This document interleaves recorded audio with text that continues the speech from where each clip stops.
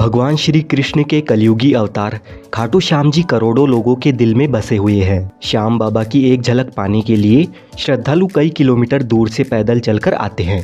महाभारत की युद्ध भूमि में अपना शीश काटकर श्री कृष्ण जी को दान देने वाले बर्बरीक जी, जो कि राजस्थान के सीकर जिले के खाटू गांव में खाटू श्याम जी के नाम से जाने जाते हैं। श्याम बाबा के भव्य मंदिर में दर्शन करने के लिए हर दिन लाखों भक्त खाटू में आते हैं और जो भी भक्त पूरी आस्था के साथ यहाँ आते हैं, श्याम बाबा उनकी मनोकामनाएं पूरी करते हैं। कहते हैं कि जब आप हर जगह से हार जाए तो एक बार खाटू श्याम जी के मंदिर में जरूर आइए। यहाँ पर दर्शन करने से आपके सभी बिगड़े काम बन जाते हैं। जैसे जैसे कलयुग आगे बढ़ रहा है, वैसे ही श्याम बाबा के भक्त भी बढ़ते जा रहे हैं। जो कोई भी खाटू श्याम जी को दिल से अपना मान लेता है, खाटू नरेश उसके सारे कष्ट हर लेते हैं। तो खाटू श्याम जी के दर्शन करने के लिए आप आना चाहते हैं या आ रहे हैं तो आप खाटू कैसे पहुंच सकते हैं? मंदिर में दर्शन करने के बाद आप और कौन कौन से दर्शनीय स्थलों पर जा सकते हैं? साथ ही एक दिन में आप सालासर धाम में बालाजी के दर्शन करने के लिए किस तरह से जा सकते हैं? खाटू में रहने की और खाने पीने की क्या क्या सुविधा उपलब्ध है? आपका टोटल कितना खर्चा हो सकता है दर्शन और यात्रा में? आपको किन किन बातों का विशेष ध्यान रखना है? इस खाटू श्याम जी की यात्रा में आपको संपूर्ण जानकारी मिलने वाली है, तो वीडियो को बिना स्किप किए पूरा ज़रूर देखिए। चलिए हमारी यात्रा को शुरू करते हैं, लेकिन इससे पहले आप कमेंट में जय श्री श्याम ज़रूर लिखें। खाटू श्याम जी के मंदिर तक आने के लिए ट्रेन के माध्यम से सबसे पहले आपको रिंगस जंक्शन तक आना होगा। खाटू का सबसे नज़दीकी रेलवे स्टेशन रिंगस जंक्शन है, लेकिन अगर आपके यहाँ से रिंगस जंक्शन के लिए डायरेक्ट ट्रेन नहीं आती है तो आप जयपुर जंक्शन तक आ जाइए। जयपुर जंक्शन पर सभी प्रमुख शहरों से ट्रेन आती जाती रहती है और जयपुर से खाटू श्याम जी जाने के लिए बसेस के थ्रू भी बहुत ही अच्छी कनेक्टिविटी भी है। लेकिन अगर आप रिंगस आते हैं तो रिंगस से खाटू श्याम जी का मंदिर 16 किलोमीटर की दूरी पर स्थित है। रिंगस रेलवे स्टेशन के बाहर आपको खाटू जाने के लिए सवारी जीप मिल जाती है, जिसका किराया 50 रुपये रहता है। और अगर आप जयपुर जंक्शन से आते हैं तो आपको रेलवे स्टेशन से रिक्शा में या मेट्रो से 1 किलोमीटर की दूरी पर सिंधी कैंप बस स्टैंड तक आ जाना होगा। यहाँ से आपको खाटू जाने के लिए राजस्थान रोडवेज की बसेस और प्राइवेट बसेस मिल जाएगी। यहाँ पर आप देख सकते हैं कि यह खाटू श्याम जी का प्लेटफॉर्म है। ये प्लेटफॉर्म उन यात्रियों के लिए स्पेशल बना हुआ है जो खाटू श्याम जी के लिए जाते हैं। इस बस स्टैंड के अंदर और बस स्टैंड के बाहर प्राइवेट और गवर्नमेंट की बसेस हर आधे से 1 घंटे में खाटू के लिए रवाना होती है। जयपुर से खाटू श्याम जी 80 किलोमीटर की दूरी पर है। खाटू जाने के लिए राजस्थान रोडवेज की बस का किराया 100 रुपये तक होता है।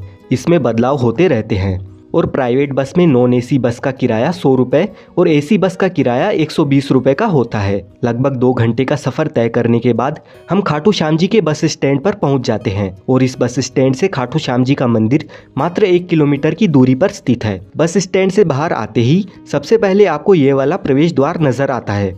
इस द्वार को तोरण द्वार के नाम से जाना जाता है। यहाँ पर श्याम बाबा के भक्त नाचते गाते खूब इंजॉय करते हुए फाल्गुन महीने के मेले के दौरान 11 के दिन सभी भक्त निशान लेकर रिंगस से खाटू श्याम जी तक 18 किलोमीटर पैदल यात्रा करते हैं और इस तोरण द्वार के पास आकर श्याम बाबा को स्मरण करते हुए उनके दर्शन करने के लिए आगे मंदिर में जाते हैं।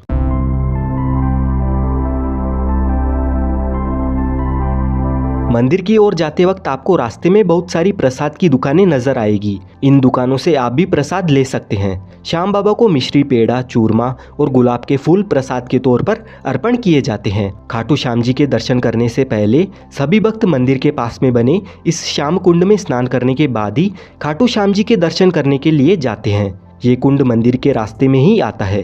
प्राचीन मान्यताओं के अनुसार इस श्याम कुंड में स्नान करने से चर्म रोग भी ठीक हो जाता है। और यहाँ की एक और विशेष बात है, इस जगह पर पुराने ज़माने में खेत हुआ करता था और यहाँ पर एक गाय आकर रोज अपने आप दूध दिया करती थी। जब लोगों को इस बात का पता चला तो यहाँ खुदाई की गई। तब 30 फीट नीचे महाभारत कालीन बर्बरीक जी का शीश प्राप्त हुआ।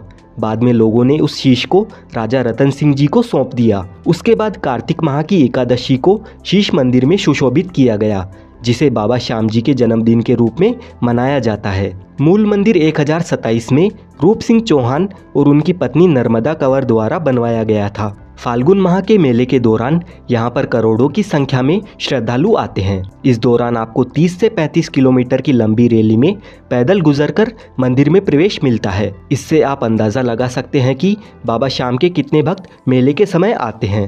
यहाँ से कुछ दूर चलने के बाद हम मंदिर के बैरिकेड एरिया में पहुँच जाते हैं। अगर आप खाटू श्याम जी के दर्शन सबसे नज़दीक से और अच्छी तरह से करना चाहते हैं तो बैरिकेड में बनी हुई सबसे पहली वाली लाइन में आपको जाना होगा। अगर आपकी किस्मत अच्छी रही तो आपको बाबा के दर्शन नज़दीक से मिल जाएंगे। महाभारत काल में वनवास के दौरान जब पांडव अपनी जान बचाते हुए जंगलों में भटक रहे थे, तब महाबली भीम का सामना हिडिंबा से हुआ।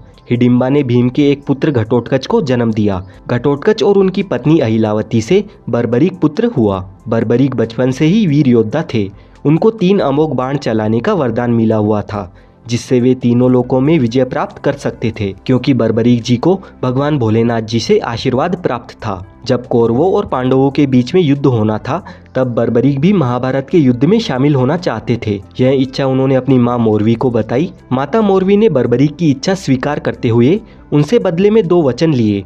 पहला, आप हारे का सहारा बनोगे। दूसरा, आपसे कोई दान मांगेगा तो आप मना नहीं करोगे। बर्बरीक दुनिया के सर्वश्रेष्ठ धनुर्धर थे। बर्बरीक के लिए 3 बाण ही काफी थे, जिसके बल पर वे कौरवों और पांडवों की पूरी सेना को समाप्त कर सकते थे। युद्ध के मैदान में भीम पौत्र बर्बरीक दोनों खेमों के मध्य बिंदु एक पीपल के वृक्ष के नीचे खड़े हो गए और यह घोषणा कर डाली कि उस पक्ष की तरफ से लड़ूंगा जो हार रहा होगा। बर्बरीक की इस घोषणा से कृष्ण चिंतित हो गए। भीम के पुत्र बर्बरीक के समक्ष जब अर्जुन तथा भगवान श्री कृष्ण उसकी वीरता का चमत्कार देखने के लिए उपस्थित हुए, तब बर्बरीक ने अपनी वीरता का छोटा सा नमूना मात्र ही दिखाया। कृष्ण ने कहा कि यह जो वृक्ष है, इसके सारे पत्तों को एक ही तीर से छेद दो तो मैं मान जाऊंगा। बर्बरीक ने आज्ञा लेकर तीर को वृक्ष की ओर छोड़ दिया। जब तीर एक एक करके सारे पत्तों को छेदता जा रहा था, उसी दौरान एक पत्ता टूटकर नीचे गिर पड़ा। कृष्ण ने उस पत्ते पर यह सोचकर पैर रखकर उसे छुपा लिया कि यह छेद होने से बच जाएगा, लेकिन सभी पत्तों को छेदता हुआ वह तीर कृष्ण के पैरों के पास आकर रुक गया। तब बर्बरीक ने कहा कि प्रभु, आपके पैर के नीचे एक पत्ता दबा है, कृपया पैर हटा लीजिए, क्योंकि मैंने तीर को सिर्फ पत्तों को छेदने की आज्ञा दे रखी है, आपके पैर को छेदने की नहीं। भगवान श्री कृष्ण यह जानते थे कि बर्बरीक हारने वाले का साथ देगा। यदि कौरव हारते हुए नजर आए तो फिर पांडवों के लिए संकट खड़ा हो जाएगा, और यदि जब पांडव बर्बरीक के सामने हारते नजर आए तो फिर वह पांडवों का साथ देगा। इस तरह वह दोनों ओर की सेना को एक ही तीर से खत्म कर देगा। तब भगवान श्री कृष्ण ब्राह्मण का भेष बनाकर सुबह बर्बरीक के शिविर के द्वार पर पहुंच गए और दान मांगने लगे। बर्बरीक ने कहा, मांगो ब्राह्मण, क्या चाहिए? ब्राह्मण रूपी कृष्ण ने कहा कि तुम दे न सकोगे, लेकिन बर्बरीक कृष्ण के जाल में फंस गए और कृष्ण ने उससे उसका शीश मांग लिया।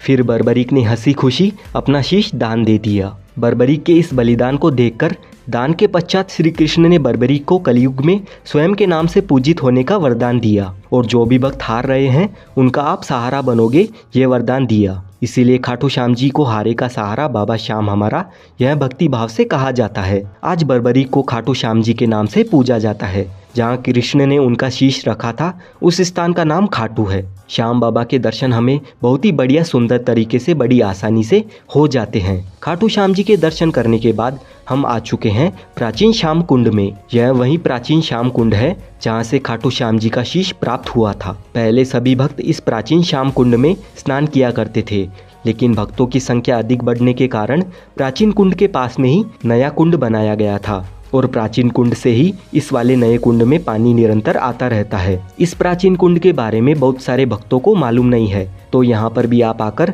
दर्शन जरूर करना। खाटू नगरी में आपको खाने पीने की कोई भी कमी नहीं होने वाली है। यहाँ पर बहुत सारे रेस्टोरेंट्स बने हुए हैं, जहाँ पर आपको 100 रुपए की स्टार्टिंग में वेज थाली मिल जाएगी, और यहाँ पर आपको बहुत सारे मिष्ठान भंडार भी नजर आएंगे, जहाँ से आप मिठाई, चूरमा, रबड़ी, मावा कचौड़ी, इस तरह के सभी व्यंजन इंजॉय कर सकते हैं। यहाँ पर खाने पीने की बढ़िया बढ़िया चीज़ें मिल जाती है। अगर आप श्याम बाबा के दरबार में रुकना चाहते हो तो तोरण द्वार के पास में ही काफ़ी सारी धर्मशालाएं मौजूद है। यहाँ पर आपको एसी, नॉन एसी और फैमिली रूम मिल जाते हैं। श्याम बाबा के दर्शन करने और यहाँ पर घूमने फिरने में हमें आधा दिन लग जाता है।